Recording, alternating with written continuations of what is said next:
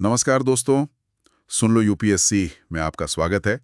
आज हम प्राचीन भारत के एक ऐसे दौर में गोता लगाने वाले हैं जिसने भारतीय सभ्यता की नींव रखी। वो समय था बुद्ध का काल।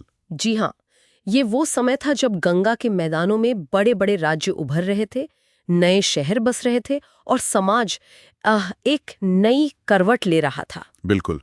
तो आज हम आर एस शर्मा की किताब के अध्याय 17 state structure and the varna system in the age of the Buddha, यानी बुद्ध काल में राज्य संरचना और वर्ण व्यवस्था का बहुत ही गहराई से विश्लेषण करने वाले हैं। हाँ, लाइन बाय लाइन, एकदम विस्तार से, कुछ भी छोड़ना नहीं है। सही कहा।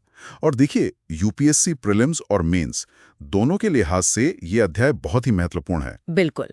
ये हमें समझाता है कि प्राचीन भारत में राजनीतिक, आर्थिक, सामाजिक परिवर्तन कैसे हुए, महाजनपद कैसे बने, अर्थव्यवस्था कैसे बदली, वर्ण व्यवस्था ने कैसे जड़ें जमाई। हाँ, हमारी ये चर्चा आधारित होगी पाली ग्रंथों, संस्कृत सूत्र साहित्य और पुरातात्विक साक्ष्यों पर, जैसा कि इस अध्याय में दिया गया है। जी, तो शुरुआत करते हैं द्वितीय नगरीकरण से, सेकेंड अर्बनाइजेशन। हाँ, ये द्वितीय नगरीकरण, ये शब्द अपने आप में बहुत कुछ कहता है। पहला नगरीकरण तो हड़प्पा सभ्यता थी। बिल्कुल। तो ये 6ठी शताब्दी ईसा पूर्व के आसपास की बात है। उत्तर भारत में, खासकर पूर्वी यूपी और बिहार में, भौतिक जीवन का एक नया चित्र उभरता है। और इसका पता हमें कैसे चलता है? स्रोतों से, पाली और संस्कृत ग्रंथ और साथ में पुरातत्व, आर्कियोलॉजी। हाँ बिल्कुल। और पुरातत्व में एक बहुत महत्वपूर्ण चीज मिलती है, NBPW, northern black polished where. NBPW, northern black polished where, ये क्या था ठीक से?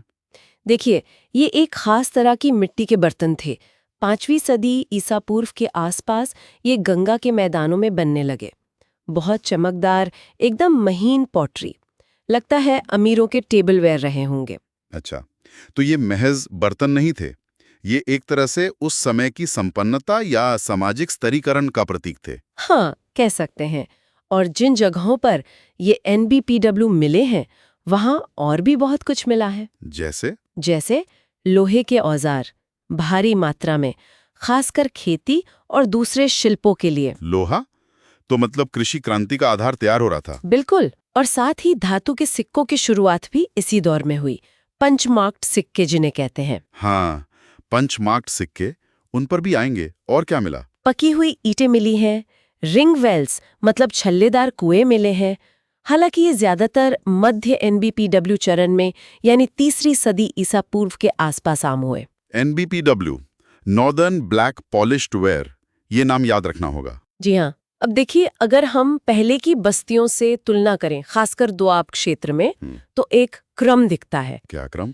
पहले ब्लैक एंड रेड वेयर वाली बस्तियां थीं, फिर पेंटेड ग्रे वेयर वाली, और फिर आई NBPW वाली बस्तियां। अच्छा। PGW तो वो लौह युग की शुरुआत से जुड़ा है। हाँ, कानपुर जिले का उदाहरण लें तो वहाँ PGW चरण में बसावट 3 गुना बढ़ गई थी। और NBPW चरण में ये और ज्यादा बढ़ी। हाँ। मतलब जनसंख्या बढ़ रही थी तेजी से।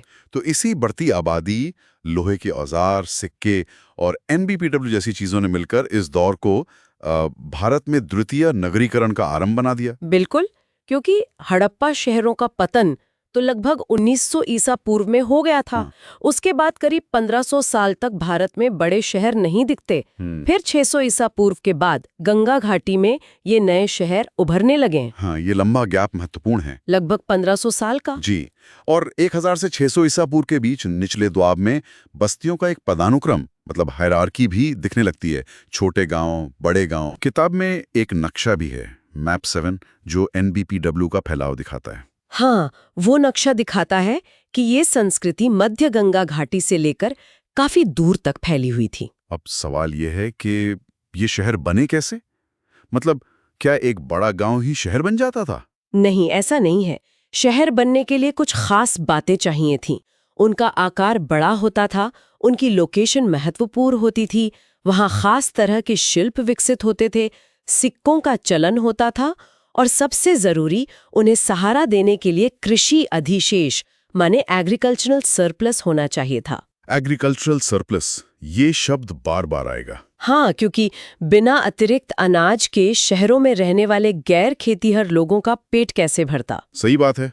तो कुछ प्रमुख शहरों के नाम बताएंगे इस दौर के, जिनका जिक्र ग्रंथों में है और जिनकी खुदाई भी हुई है। हाँ बिल्कुल, जैसे कौशाम्बी, श्रावस्ती, अयोध्या, कपिलवस्तु, वाराणसी, वैशाली, राजगीर, पाटलिपुत्र, चंपा, ये सब बड़े महत्वपूर्ण शहर थे।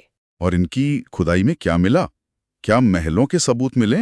ग्रंथों में तो 7-7 मंजिला महलों का जिक्र है। देखिए, खुदाई में NBPW चरण से जुड़े आवास मिले हैं, मिट्टी की संरचनाएं मिली हैं। पटना में लकड़ी के किलेबंदी के अवशेष मिले हैं जो शायद मौर्य काल से पहले के हैं। घर ज्यादातर मिट्टी, ईंट या लकड़ी के होते थे। 7 मंजिला महलों के पुरातात्विक सबूत तो नहीं मिले हैं। ग्रंथों में शायद थोड़ी अतिशयोक्ति हो। लेकिन ये तो तय है कि PGW बस्तियों की तुलना में इन शहरों में आबादी बहुत ज्यादा थी। हाँ, जबरदस्त वृद्धि हुई थी। ये शहर सत्ता के केंद्र तो थे ही, लेकिन खास तौर पे ये कारीगरों और व्यापारियों के केंद्र बन गए। उदाहरण के तौर पर? जैसे चंपा को वाणिज्य ग्राम यानी व्यापारियों का गांव कहा गया है। वाराणसी में सद्दलपुत नाम के कुम्हार के 500 दुकानें होने का जिक्र मिलता है। 500 दुकानें? मतलब बड़े पैमाने पे उत्पादन होता था। बिल्कुल, और कारीगरों के अपने संगठन भी बनने लगे थे, जिन्हें श्रेणियां या गिल्ड्स कहते हैं। गिल्ड्स? हाँ। कितने तरह के शिल्प थे? पाली ग्रंथों में 18 तरह की श्रेणियों का जिक्र है। जैसे बुनकर, बढ़ई, चर्मकार, चित्रकार, बहुत सारे थे। और ये कारीगर और व्यापारी रहते कहाँ थे? क्या अलग बस्तियां थी इनकी? हाँ, ऐसा लगता है। जैसे वाराणसी में हाथी दांत के कारीगरों की एक पूरी गली होने का जिक्र है। मतलब स्पेशलाइजेशन और लोकलाइजेशन दोनों था। और ये शिल्प अक्सर पीढ़ी दर पीढ़ी चलता था। हेरिडिटरी? जी हाँ, और इन श्रेणियों के अपने प्रमुख भी होते थे। अच्छा, और व्यापार? माल एक जगह से दूसरी जगह कैसे जाता था? लंबी दूरी का व्यापार होता था। एक जिक्र मिलता है कि 500 बैलगाड़ियों का काफिला माल लेकर जा रहा था। 500 बैलगाड़ियां? क्या चीजें बिकती थी? जैसे महीन कपड़े, हाथी दांत की वस्तुएं, बर्तन और भी बहुत कुछ। ये शहर नदी के किनारों और व्यापार मार्गों पर बसे थे। व्यापार मार्ग? कुछ प्रमुख मार्गों का जिक्र करेंगे? हाँ, जैसे एक मार्ग श्रावस्ती से पूरब और दक्षिण में कपिलवस्तु, कुशीनारा, वैशाली तक जाता था। फिर गंगा पार करके पटना और राजगीर तक। चंपा तक नदी मार्ग था। एक और महत्वपूर्ण मार्ग मथुरा से पश्चिम और दक्षिण पश्चिम में उज्जैन और गुजरात के तट तक जाता था। जातक कथाओं में भी तो व्यापारियों का जिक्र आता है। हाँ, कौशल और मगध के व्यापारियों का खूब जिक्र है उनमें। और इस पूरे व्यापार को आसान बनाया मुद्रा ने, सिक्कों ने। बिल्कुल, सिक्कों का महत्व बहुत बढ़ गया। अब सवाल ये है कि सिक्के या धातु मुद्रा शुरू कब हुई? हाँ, ये एक पेचीदा सवाल है। एशिया माइनर में, लिडा में तो शायद 7वीं सदी ईसा पूर्व में शुरू हो गए थे। भारत में कब? ये एकदम साफ नहीं है। वैदिक ग्रंथों में निष्क और सतमान का जिक्र है, लेकिन वो सिक्के थे या सिर्फ धातु के टुकड़े, ये पक्का नहीं है। तो बुद्धकाल से पहले लेन देन कैसे होता था? ज्यादातर वस्तु विनिमय यानी बाटा सिस्टम था या उपहार प्रणाली थी। कभी कभी पशुधन का भी इस्तेमाल होता था। तो धातु के सिक्के पहली बार बुद्धकाल में ही दिखे? हाँ, ऐसा लगता है। ज्यादातर चांदी के बने होते थे, कुछ तांबे के भी मिले हैं, और इन्हें कहते थे पंच मार्क्ड सिक्के। पंच मार्क सिक्के, ये नाम फिर से आया। इन्हें विस्तार से समझाइए। ये सिक्के ढालकर नहीं बनाए जाते थे।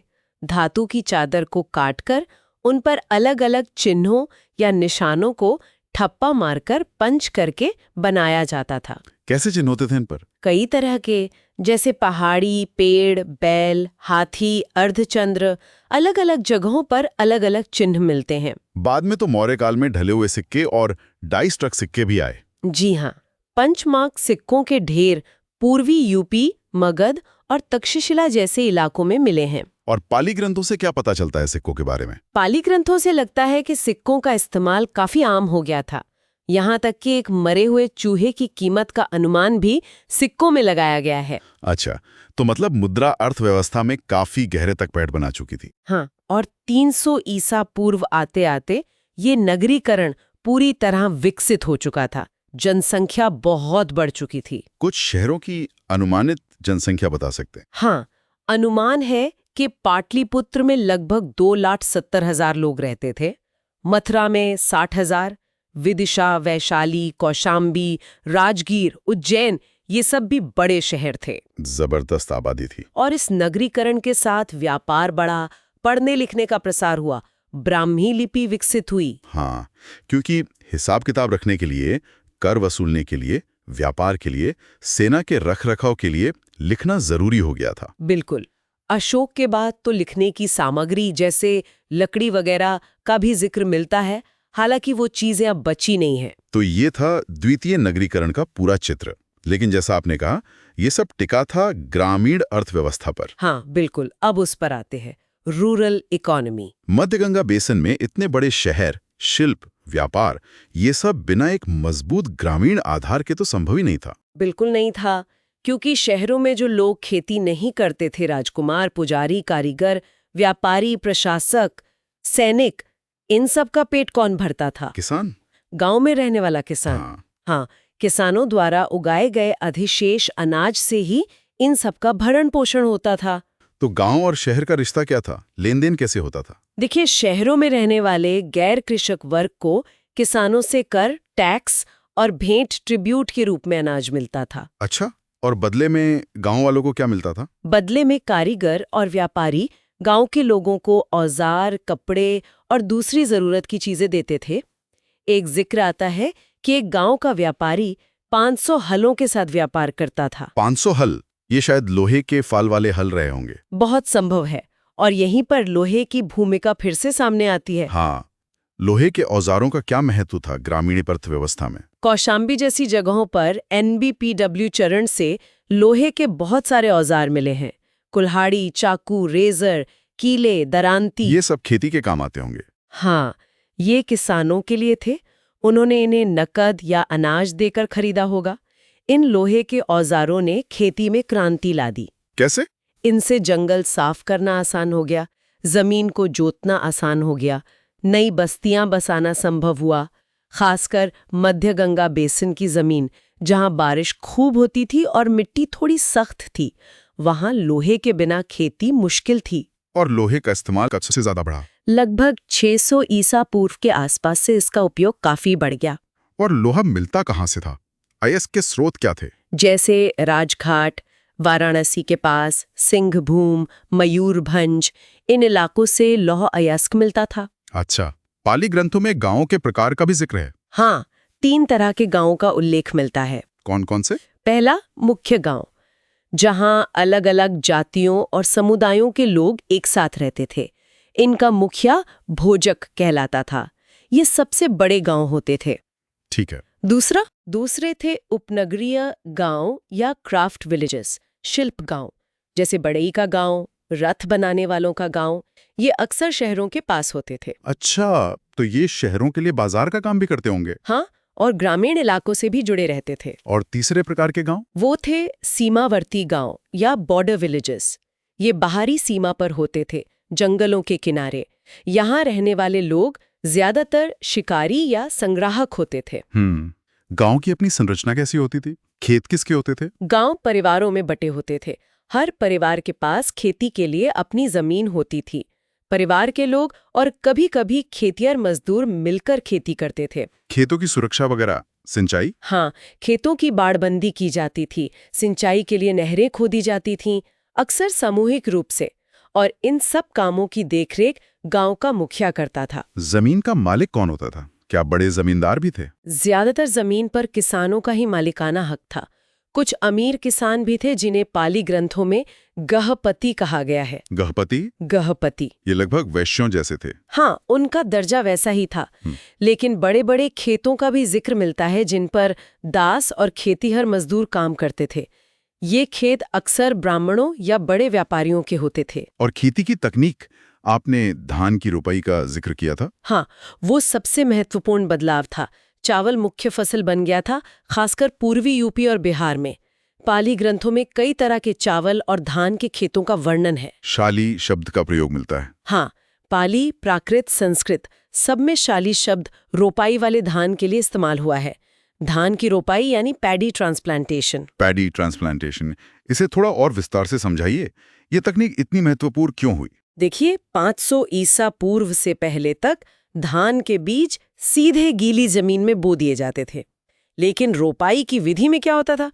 पहले बीजों को एक छोटी सी जगह नर्सरी में उगाया जाता था।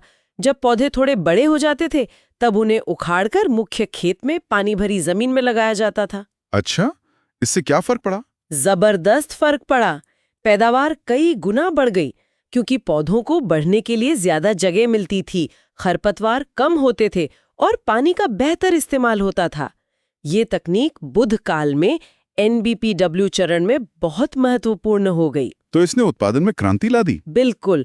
और चावल के अलावा जौ, दालें, बाजरा, गन्ना ये फसलें भी उगाई जाती थी। लोहे के फाल और गंगा के मैदान की उपजाऊ जलोढ़ मिट्टी ने मिलकर उत्पादन को 2 गुना से भी ज्यादा कर दिया। और ये जो अतिरिक्त अनाज पैदा हुआ, सरप्लस, उसी ने फिर बाकी चीजों को संभव बनाया। हाँ, इसी अधिशेष अनाज उत्पादन ने उन लोगों का अस्तित्व संभव बनाया जो सीधे खेती में नहीं लगे थे। शहरों का विकास हुआ, व्यापार बढ़ा। इसने शहरी अर्थव्यवस्था और ग्रामीण अर्थव्यवस्था दोनों की तरक्की के लिए एक मजबूत आधार तैयार किया, और इसमें लोहे की तकनीक ने केंद्रीय भूमिका निभाई। तो कुल मिलाकर मध्य गंगा क्षेत्र की अर्थव्यवस्था वैदिक काल या ताम्रपाषाण काल से बहुत अलग हो गई थी। हाँ, बहुत ज्यादा अलग। पहली बार इस इलाके में एक उन्नत खाद्य उत्पादक अर्थव्यवस्था फैली।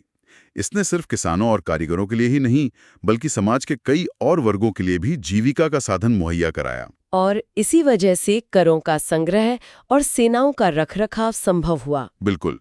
और इसी ने बड़े क्षेत्रीय राज्यों के बनने का रास्ता साफ किया। तो चलिए अब इन राज्यों की प्रशासनिक व्यवस्था पर आते हैं। Administrative system. जी, जैसा हमने कहा, कई राज्यों उभरे, खासकर कोशल और मगध। ये बहुत शक्तिशाली राज्य बनकर सामने आए। कोशल और मगध, ये नाम याद रखने हैं। हाँ, ज्यादातर राज्यों में राजा का शासन था, और ये पद वंशानुगत था। राजा अक्सर क्षत्रिय वर्ण के होते थे। जातक कथाओं में कुछ और भी मिलता है। हाँ, जातक कथाओं में ऐसे किस्से हैं जहां लोगों ने अत्याचारी राजाओं और उनके पुजारियों को निकाल बाहर कर दिया, लेकिन ऐसे उदाहरण बहुत कम थे। चुनाव जैसी कोई व्यवस्था नहीं थी। राजा की स्थिति कैसी थी समाज में? राजा का दर्जा सर्वोच्च था। उसे अपनी प्रजा और संपत्ति की विशेष सुरक्षा का अधिकार प्राप्त था। वो बुद्ध जैसे महान धार्मिक नेताओं का सम्मान भी करता था, लेकिन मुख्य रूप से वो एक योद्धा था जो विजय के जरिए अपने राज्य का विस्तार करता था। जैसे बिंबिसार और अजातशत्रु। हाँ, बिल्कुल। बिंबिसार और अजातशत्रु, ये दोनों मगध के बहुत शक्तिशाली राजा थे। राजा अकेले तो शासन नहीं करता होगा, अधिकारी भी होते होंगे। हाँ, राजा की मदद के लिए कई तरह के अधिकारी होते थे, उच्च और निम्न दोनों स्तर के। एक महत्वपूर्ण पद था महामात्र का। महामात्र ये क्या काम करते थे? ये कई तरह के काम करते थे। जैसे मंत्री होते थे मंत्रिन, सेना के प्रमुख होते थे सेना नायक, न्यायाधीश होते थे, मुख्य लेखाकार, शाही हरम का प्रमुख, कई विभाग थे। आयुक्ता नाम के अधिकारियों का भी जिक्र है। हाँ, आयुक्ता नाम का एक वर्ग भी था जो लगभग यही काम करता था। मंत्रियों की भूमिका कितनी महत्वपूर्ण थी? बहुत महत्वपूर्ण। उदाहरण के लिए मगध के मंत्री थे वस्कार और कौशल के मंत्री थे दीर्घाचार्यण। वस्कार और दीर्घाचार्यण। हाँ, इन दोनों ने अपने अपने राजाओं की बड़ी मदद की थी। वस्कार ने वैशाली के लिच्छवियों में फूट डालकर अजातशत्रु को वो गणराज्य जीतने में मदद की, और दीर्घाचार्यण ने कौशल के राजा की सहायता की। ये उच्च अधिकारी और मंत्री किस वर्ग से आते थे? ऐसा लगता है कि ज्यादातर ब्राह्मण या पुजारी वर्ग से ही भर्ती किए जाते थे। वैदिक काल से क्या अंतर आया था प्रशासन में? एक बड़ा अंतर ये था कि अब कबीले के प्रति वफादारी से ज्यादा राजा के प्रति निष्ठा महत्वपूर्ण हो गई थी। ट्राइबल लॉयल्टी की जगह रॉयल लॉयल्टी आ गई थी। अच्छा, कुशल और मगध जैसे राज्यों में राजा अब जमीन या गांव का राजस्व अनुदान में देने लगे थे। ये अनुदान ब्राह्मणों और सेठियों, अमीर व्यापारियों को दिए जाते थे, जिनके पास पंचमार्क सिक्के भी होते थे।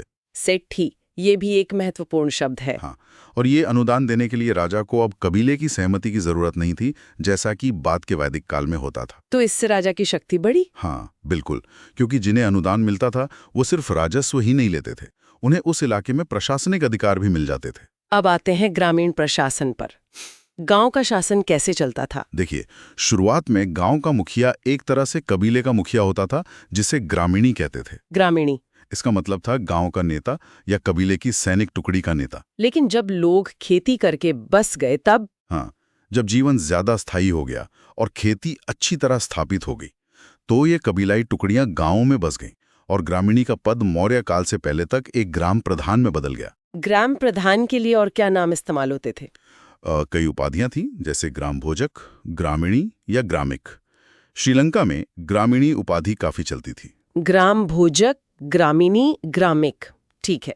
एक जिक्र आता है कि बिंबिसार के अधीन 80,000 ग्रामिक थे। 80,000। ये संख्या कुछ ज्यादा नहीं लगती? हाँ, ये शायद पारंपरिक संख्या है, असलियत में इतने नहीं रहे होंगे। लेकिन ये दिखाता है कि ग्राम प्रधान प्रशासन का एक अहम हिस्सा थे। इनका राजा से क्या संबंध था? इनका राजा से सीधा संपर्क होता था। ये गांवों से करों का आकलन करते थे और उन्हें वसूलते थे और अपने इलाके में कानून व्यवस्था बनाए रखते थे। क्या ये कभी-कभी अत्याचारी भी हो जाते थे? हाँ, ऐसा भी होता था। जातक कथाओं में जिक्र है कि कभी-कभी गांव वाले ऐसे प्रधानों को दंडित भी करते थे। तो ये था प्रशासन। अब बात करते हैं सेना और कराधान की। Army and taxation. जी, राज्य की शक्ति असल में बढ़ी एक बड़ी पेशेवर सेना, प्रोफेशनल आर्मी के गठन से। ये कब हुआ? ये प्रवृत्ति सिकंदर के आक्रमण के समय तक काफी मजबूत हो चुकी थी। उदाहरण के लिए मगध के नंद शासकों की सेना। हाँ, नंदों की सेना तो बहुत विशाल बताई जाती है। बिल्कुल, कहा जाता है कि उनके पास 20,000 घुड़सवार, 2 लाख पैदल सैनिक, 2004 घोड़ों वाले रथ और लगभग 6,000 हाथी थे। 6,000 हाथी? हाँ, इस समय तक घोड़ों वाले रथों का महत्व थोड़ा कम हो रहा था और हाथियों का महत्व बहुत बढ़ गया था। हाथियों का क्या फायदा था? घोड़े तो ज्यादा तेज होते। हाँ, लेकिन हाथी दुर्गम इलाकों में, किलों को तोड़ने में और दुश्मन सेना में भगदड़ मचाने में बहुत कारगर थे। खासकर मगध के इलाके में हाथी आसानी से उपलब्ध थे, जो मगध के शासकों के लिए एक बड़ा स्ट्रेटेजिक एडवांटेज था। सही बात है। अब इतनी बड़ी सेना का खर्चा कैसे चलता था? इन्हें वेतन कहाँ से मिलता था? इन्हें राज्य के खजाने से वेतन दिया जाता था। ये लंबे समय तक सेवा देने वाली सेना थी। नंद राजाओं के पास अपार संपत्ति थी, इसीलिए वो इतनी बड़ी सेना रख पाए। हालांकि उन्होंने ये संपत्ति कैसे जुटाई, इसके विशेष उपायों का पता नहीं चलता। लेकिन सेना और प्रशासन के खर्चों को पूरा करने के लिए कोई ना कोई टैक्स सिस्टम तो रहा होगा। हाँ, बिल्कुल। एक सुस्थापित कराधान प्रणाली विकसित हो चुकी थी। टैक्स का मुख्य बोझ किस पर था? मुख्य बोझ किसानों पर था, जो ज्यादातर वैश्य या गृहपति वर्ग के थे। गृहपति। अच्छा, क्षत्रियों और ब्राह्मणों को टैक्स देना पड़ता था? नहीं, उन्हें आमतौर पर करों से छूट मिली हुई थी। वैदिक काल में बलि का जिक्र आता है, जो लोग स्वेच्छा से देते थे। उसका क्या हुआ? हाँ, बलि वो वैदिक काल में एक स्वैच्छिक भेंट थी, लेकिन बुद्ध काल तक आते आते ये किसानों द्वारा दिया जाने वाला एक अनिवार्य भुगतान बन गया। इसे इकट्ठा करने के लिए अधिकारी भी नियुक्त किए गए, जिन्हें बलि साधक कहते थे। बलि साधक, ठीक है। मुख्य टैक्स क्या था? मुख्य टैक्स था अनाज पर। उपज का 16 हिस्सा राजा लेता था। 1/6। 1/6। ये महत्वपूर्ण है। हाँ, 1/6, इसे याद रखना है। करों का आकलन और संग्रह शाही एजेंट करते थे, ग्राम प्रधानों की मदद से। भुगतान कैसे होता था? नकद या अनाज? दोनों तरह से होता था। पंचमार्क सिक्कों के जो ढेर मिले हैं, उनसे पता चलता है कि नकद भुगतान भी होता था, लेकिन खासकर उत्तर पूर्वी भारत में भुगतान धान में ही किया जाता था। क्या किसानों से जबरन काम भी कराया जाता था? बेगार? हाँ, उसका भी जिक्र मिलता है। इसे विष्टि कहा जाता था। विष्टि यानी फोर्स्ड लेबर। जातक कथाओं में किस्से हैं कि कैसे किसान भारी और दमनकारी करों से बचने के लिए अपना राज्य छोड़कर भाग जाते थे। किसानों पर तो काफी बोझ था।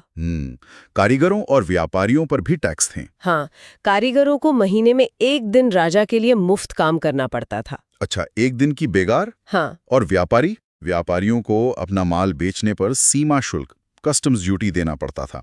इसे टोल अधिकारी वसूलते थे, जिन्हें शुल्किक या शुल्काध्यक्ष कहते थे। शुल्किक या शुल्काध्यक्ष, ठीक है। इन बड़े राज्यों के बनने से पुरानी संस्थाओं का क्या हुआ, जैसे वैदिक काल की सभा और समिति? हाँ, उनका जिक्र तो अब कम मिलता है। वो लगभग खत्म ही हो गई।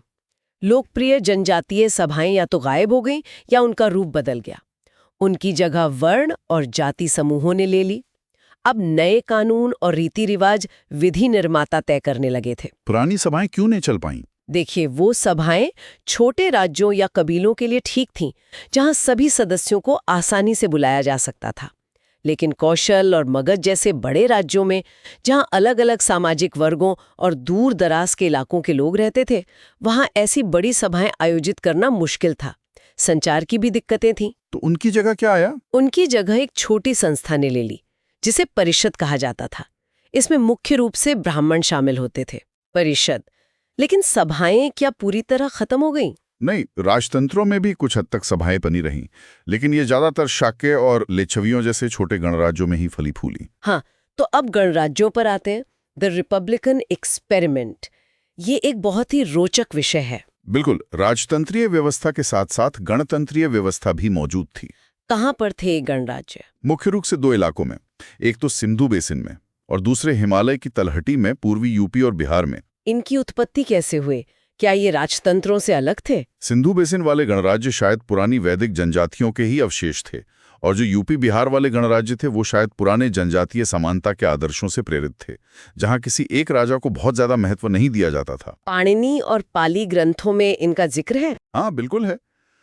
पाणिनि अपने व्याकरण में जनपद यानी क्षेत्रीय राज्यों का जिक्र करते हैं। ज्यादातर का नेतृत्व एक राज यानी एक राजा करता था।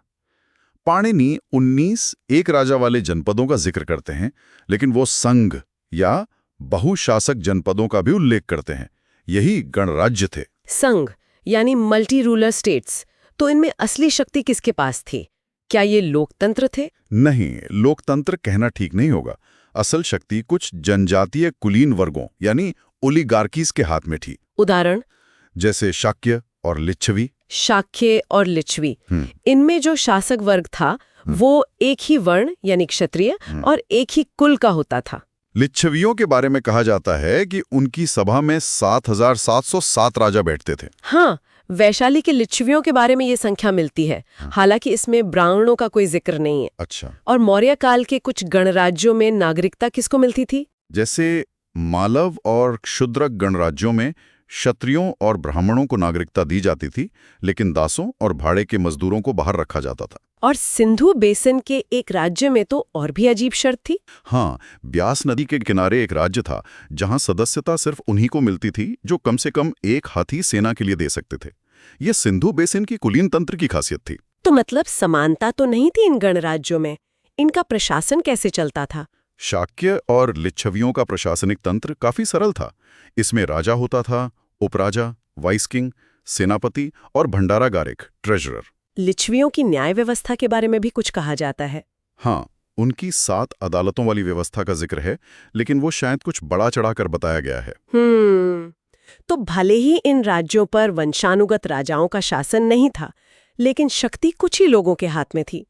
फिर भी ये गणराज्य परंपरा भारत में काफी पुरानी है। हाँ, बुद्ध के युग जितनी पुरानी तो है ही। राजतंत्रों से ये गणराज्य किन मायनों में अलग थे? कुछ मुख्य अंतर थे। पहला, राजस्व। राजतंत्र में राजा अकेले ही सारे राजस्व का मालिक होता था, लेकिन गणराज्यों में ये दावा पूरे जनजातीय कुलीन वर्ग का होता था। हर राजा जो उस कुलीन वर्ग का सदस्य था अपना खजाना और अपना छोटा मोटा प्रशासन रखता था। दूसरा, सेना। हाँ, सेना। हर कुलीन राजा अपनी छोटी सेना रखता था और गणराज्य की सीमाओं के भीतर किसी बाहरी समूह को हथियार लेकर घूमने की इजाजत नहीं थी। और ब्राह्मणों का क्या स्थान था इन गणराज्यों में? ब्राह्मणों का प्रभाव राजतंत्रों की तुलना में काफी कम था। लेकिन ये गणतंत्रीय परंपरा ज्यादा समय तक टिक नहीं पाई। नहीं, मौर्य काल के बाद ये कमजोर होती गई। मौर्य पूर्व काल में भी राजतंत्र ही ज्यादा शक्तिशाली और आम थे। इसीलिए प्राचीन विचारक भी राजत्व, किंगशिप को ही सरकार का सबसे सामान्य और महत्वपूर्ण रूप मानते थे। राज्य की उत्पत्ति के बारे में भी क्या कुछ विचार थे इस समय? हाँ, ये दिलचस्प है। बुद्ध के समय में राज्य, सरकार और राजत्व को एक ही चीज माना जाता था, और इसी युग में विचारक सोचने लगे कि इनकी उत्पत्ति हुई कैसे। बौद्ध ग्रंथ दीघ निकाय में कुछ मिलता है? हाँ, दीघ निकाय, जो सबसे पुराने बौद्ध ग्रंथों में से एक है, उसमें एक कहानी है कि शुरुआत में मनुष्य बड़े सुखी रहते थे। फिर धीरे धीरे उनमें निजी संपत्ति और घर बसाने की भावना आई। इससे झगड़े शुरू हुए, संपत्ति और महिलाओं को लेकर। अच्छा। तो इन झगड़ों को खत्म करने के लिए लोगों ने मिलकर एक मुखिया चुना जो कानून व्यवस्था बनाए रखेगा और लोगों की रक्षा करेगा। बदले में लोगों ने उसे अपनी धान की उपज का एक हिस्सा देने का वादा किया। और वही मुखिया राजा कहलाया। हाँ, वही मुखिया राजा कहलाया। इस तरह राजत्व और राज्य की उत्पत्ति हुई। ये एक तरह का सोशल कॉन्ट्रैक्ट थ्योरी जैसा है। बहुत रोचक। तो ये थे राजनीतिक और आर्थिक बदलाव। अब आते हैं सामाजिक व्यवस्था पर, सोशल ऑर्डर्स एंड लेजिस्लेशन। जी, भारतीय कानूनी और न्यायिक प्रणाली की जड़ें भी इसी काल में मिलती हैं। इससे पहले लोग ज्यादातर जनजातीय कानूनों से चलते थे, जिनमें वर्ग भेद उतना नहीं था। लेकिन इस काल में वर्ण व्यवस्था का क्या हुआ? वो बहुत ज्यादा कठोर हो गई। समाज स्पष्ट रूप से 4 वर्णों में बढ़ गया: ब्राह्मण, क्षत्रिय, वैश्य और शूद्र। और इसे नियमबद्ध किसने किया? धर्मसूत्रों ने, धर्मसूत्रस। इन्होंने हर वर्ण के कर्तव्य निर्धारित कर दिए और नागरिक, सिविल और आपराधिक क्रिमिनल कानून भी वर्ण विभाजन पर आधारित हो गए। कानून वर्ण पर आधारित हो गए, इसका क्या मतलब हुआ? इसका मतलब ये हुआ कि कानून सबके लिए बराबर नहीं था। जो वर्ण जितना ऊंचा माना जाता था, उससे उतने ही ऊंचे नैतिक आचरण की उम्मीद की जाती थी। और दंड? दंड में भेद था। ब्राह्मणों और अन्य उच्च वर्णों द्वारा किए गए अपराधों के लिए सजा हल्की होती थी, जबकि वही अपराध अगर कोई शूद्र करता तो उसे कठोर दंड दिया जाता था। और शूद्रों की स्थिति? उन पर क्या पाबंदियां थी? उन पर सभी प्रकार की अक्षमताएं थोपी गईं। उन्हें कई धार्मिक और कानूनी अधिकारों से वंचित कर दिया गया। समाज में उन्हें सबसे निचले पायदान पर रखा गया। जैसे कि? जैसे उनका उपनयन संस्कार नहीं हो सकता था, जनेऊ धारण करने का अधिकार उन्हें नहीं था, उपनयन से उन्हें वंचित रखा गया। और छुआछूत? हाँ, यहीं से अस्पृश्यता और छुआछूत की अवधारणा भी मजबूत होने लगी। उच्च वर्णों के लोग शूद्रों से दूनी बनाते थे, उनके हाथ का छुआ भोजन नहीं करते थे, उनके साथ शादी ब्याह नहीं करते थे। उन्हें ऊंचे पदों पर नियुक्त किया जा सकता था? नहीं, एक शूद्र को उच्च पदों पर नियुक्त नहीं किया जा सकता था। उससे उम्मीद की जाती थी कि वो दास, कारीगर या खेतीहर मजदूर के रूप में द्विजों यानी ऊपर के 3 वर्णों की सेवा करेगा। कानून बनाने वालों ने इसे सही कैसे ठहराया? उन्होंने ये कल्पना गढ़ी कि शूद्रों का जन्म विराट पुरुष या निर्माता के पैरों से हुआ है, इसलिए उनका काम सेवा करना ही है। इस स्थिति पर जैन और बौद्ध धर्म का क्या प्रभाव पड़ा? क्या उन्होंने शूद्रों की स्थिति सुधारी? देखिए, भौतिक रूप से उनकी स्थिति में कोई बड़ा बदलाव नहीं आया। हाँ। उन्हें नए धार्मिक संघों में शामिल होने की अनुमति मिल सकती थी, लेकिन समाज में उनकी सामान्य स्थिति निम्न ही बनी रही। इसका कोई उदाहरण? हाँ, जैसे कहा जाता है कि गौतम बुद्ध ब्राह्मणों, क्षत्रियों और गहपतीज यानी गृहस्थों की सभाओं में जाते थे, लेकिन इस संदर्भ में शूद्रों की सभाओं का कोई उल्लेख नहीं मिलता। गहपति, ये शब्द फिर आया? जी, पाली ग्रंथों में 10 ऐसी जातियों और शिल्पों का जिक्र है जिन्हें हीन कहा गया है। हीन मतलब निम्न, गरीब और घृणित। और इसके विपरीत? इसके विपरीत क्षत्रिय और ब्राह्मण उत्तम या सर्वश्रेष्ठ जातियां कहलाती थीं। उत्तम। कानून और दंड की बात करें तो सजाएं कैसी थीं? धर्मशास्त्रों में जो कानून बताए गए उन्हें राजा के एजेंट लागू करते थे। सजाएं अक्सर कठोर होती थीं, जैसे सिर काट देना, जीभ निकाल लेना। कई मामलों में तो जैसे को तैसा वाला सिद्धांत चलता था। दांत के बदले दांत, आंख के बदले आंख। प्रतिशोध का विचार हावी था। क्या ब्राह्मणवादी कानून बनाते समय स्थानीय जनजातीय रीति रिवाजों का भी ध्यान रखा गया? नहीं, ज्यादातर उन्हें नजरअंदाज कर दिया गया। जो गैर वैदिक जनजातीय समूह धीरे धीरे ब्राह्मणवादी समाज में शामिल हो रहे थे, उनके रिवाजों को खास तवज्जो नहीं दी गई। हाँ, कुछ स्वदेशी जनजातियों को एक काल्पनिक सामाजिक उत्पत्ति देकर उन्हें अपने कुछ रीति रिवाजों का पालन करने की छूट जरूर दी गई। तो इस पूरे वर्ण व्यवस्था का उद्देश्य क्या था? इसे राज्य व्यवस्था से कैसे जोड़ सकते हैं? देखिए, जैसा हमने पहले कहा, नियमित करों और भेंटों के आधार पर बड़े राज्य बन सकें। अब इस व्यवस्था को, इस राजनीति को बनाए रखने के लिए वर्ण व्यवस्था को तैयार किया गया।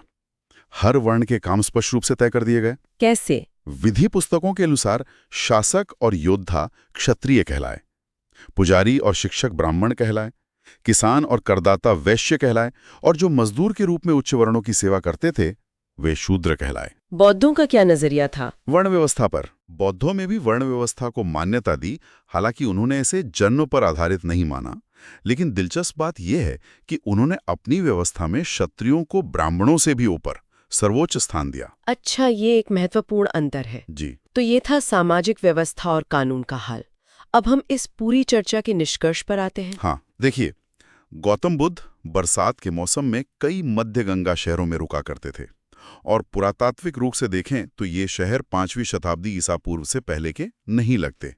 तो हम कह सकते हैं कि बुद्ध का युग मोटे तौर पर 5वीं शताब्दी ईसा पूर्व का ही है। और ये अवधि इतनी महत्वपूर्ण क्यों है? क्योंकि इसी दौरान भारतीय राजनीति, अर्थव्यवस्था और समाज ने सही मायने में अपना स्वरूप ग्रहण किया।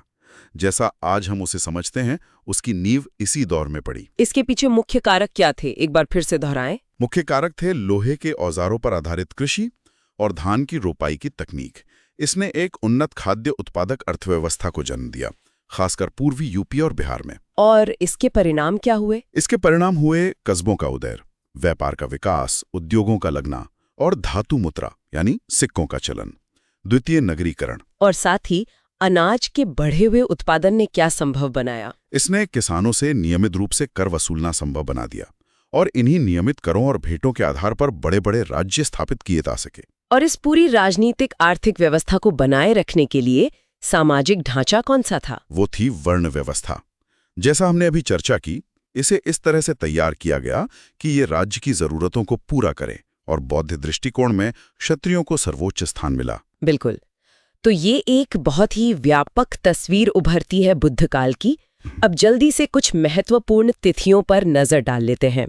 क्रोनोलॉजी। हाँ 1900 ईसा पूर्व के आसपास हड़प्पा शहरों का गायब होना। जी। फिर 1200 ईसा पूर्व से दोआब में बस्तियां बसनी शुरू हुईं।